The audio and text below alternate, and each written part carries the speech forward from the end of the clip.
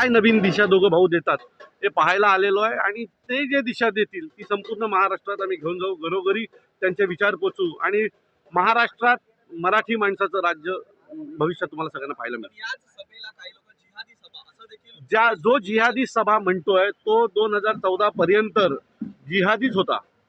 तो रोजा सोडायला जायचा, तो टोपी घालायचा, तो टोपीवाल्यांबरोबर फिरायचा. अचानक झालेला हा हिंदू आहे, हा आम्हाला जिहादी ठरवणार का? अहो, तुमच्या वडिलांना ज्यांनी हिंदुत्व शिकवलं त्या कुटुंबाची सभा आहे. तुम्ही आम्हाला काय सांगत आहे? काल परवा हिंदू झालेले तुमच्या वडिलांना हिंदुत्वाचे ज्या कुटुंबाने धडे दिले ना त्यांची सभा आहे. त्यांना काय जिहादी म्हणताय? याचं उत्तर त्यांना मिळेल भविष्यात. विरोधकांना काय संदेश असेल, त्यांनी देखील सभा पाहावी का? प्रत्येक विरोधक, आता मी येत होतो, मला एक जिल्हा परिषद सदस्य मिळाला आणि मला हात मिळवला आणि मला म्हणला भारतीय जनता पक्षाचा मी जिल्हा परिषद सदस्य आहे आणि तो मी मराठीची टोपी घालून आलाय.